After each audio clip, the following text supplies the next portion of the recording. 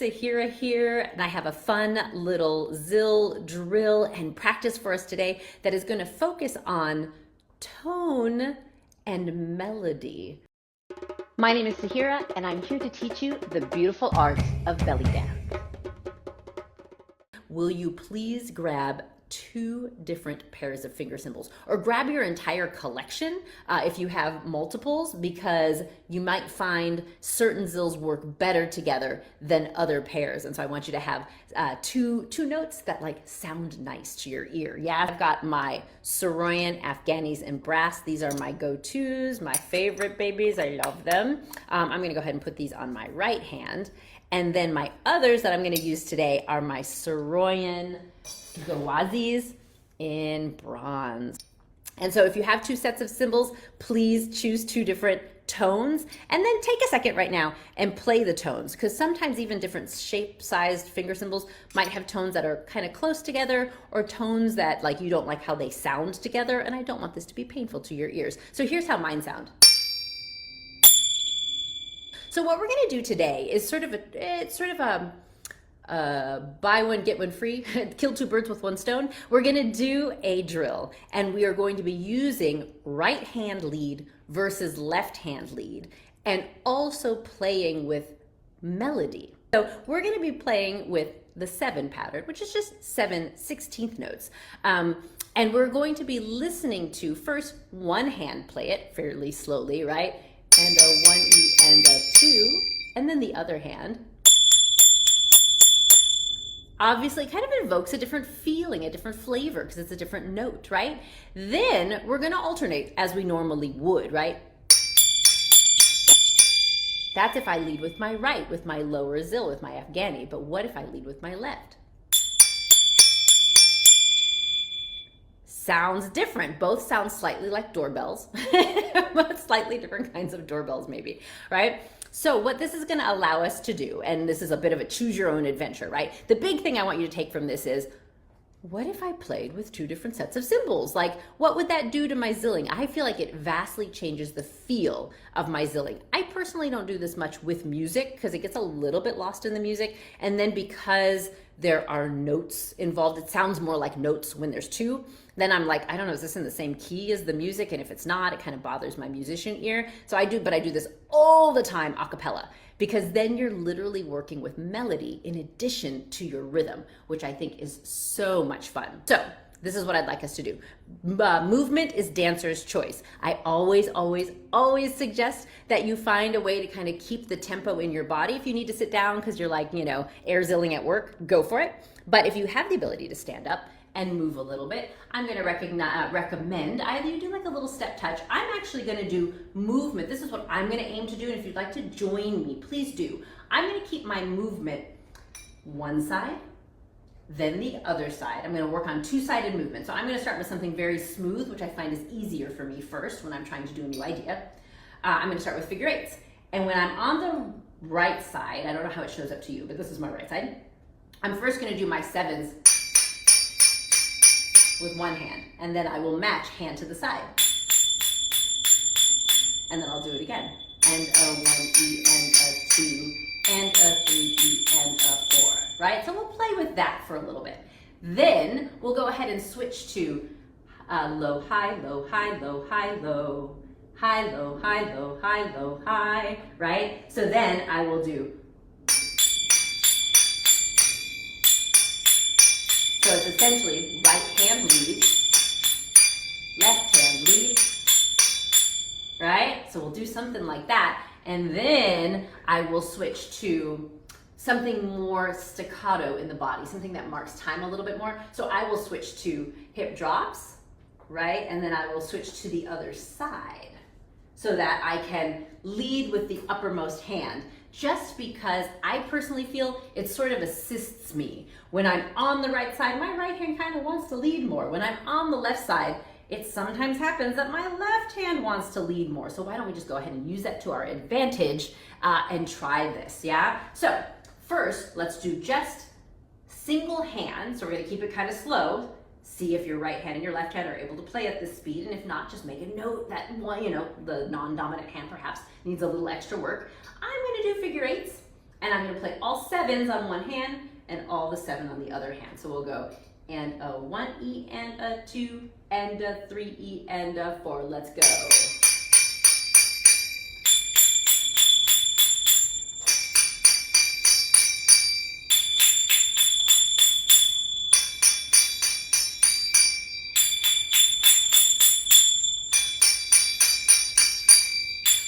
Let's do 2 more each side.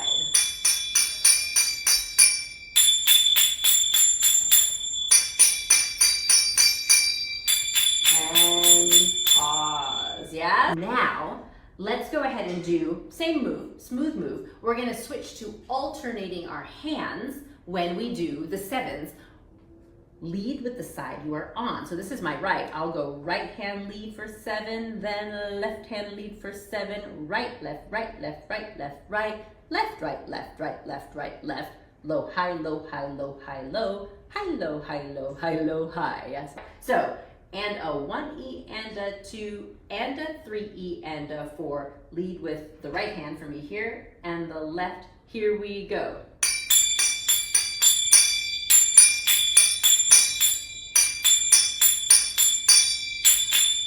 Now, see? My left hand.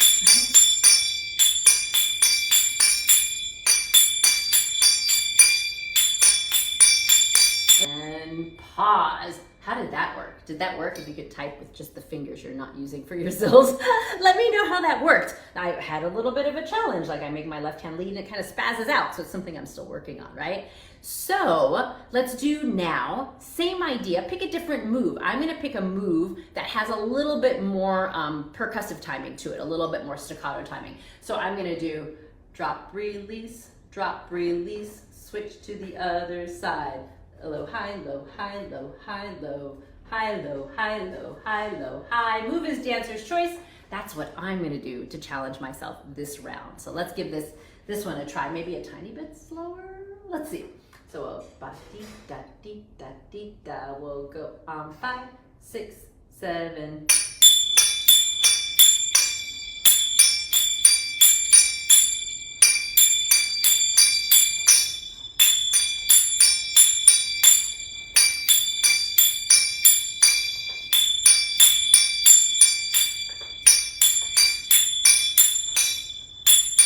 Let's do one more on each side.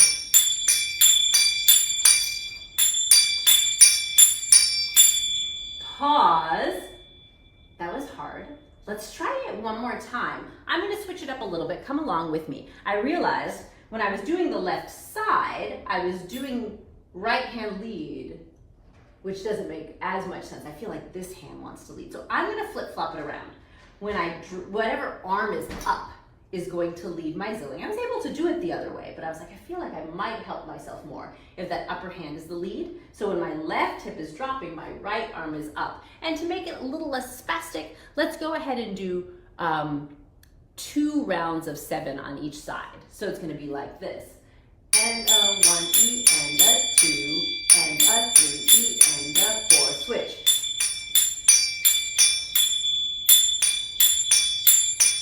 Yeah, so we'll have that opportunity to do 2 rounds, which could let us settle into it just a little bit more.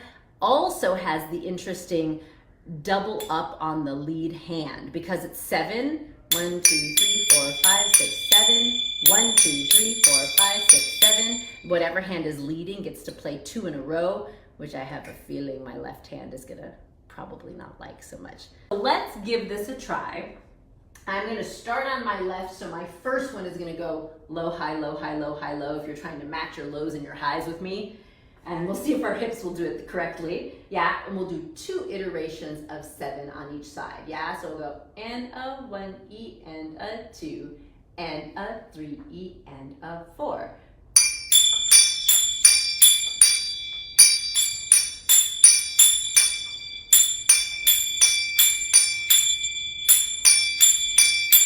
Switch.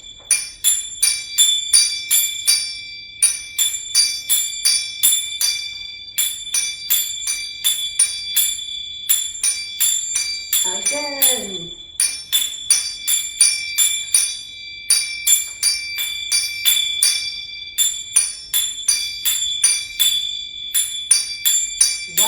tiny sides.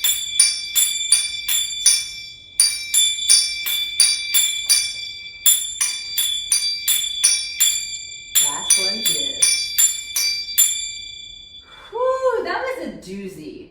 Let me know how that went. Like, I feel like hip drops are not super hard. Say 7/16 notes in a row at that tempo are not super hard. Leading with your non-dominant hand, pretty challenging.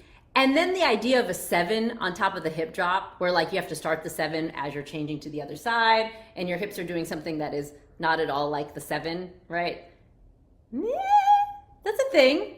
It's a good, it's also interesting. Like, we've got, two simple-ish concepts, and you put it together in a way that's like a little different, right? And this is the power, I think, of muscle memory too, right? Like if we always dominant hand lead, awesome. That's usually what I do too. Muscle memory is fantastic because it makes it easier and easier over time, right? But then also like, it's almost like muscle memory takes over and then all the other options just sort of atrophy because we don't play with them. All the options are possible and we can create muscle memory for pretty much anything we want to.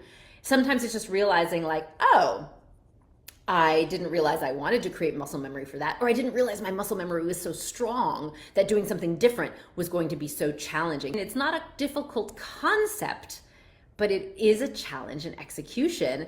And I love that kind of stuff because it keeps our brains turned on and it keeps our curiosity high. Awesome. Well, it was so much fun zilling with you all. You have a beautiful day and a marvelous weekend. And I look forward to connecting with you and making more music with you soon. Bye for now.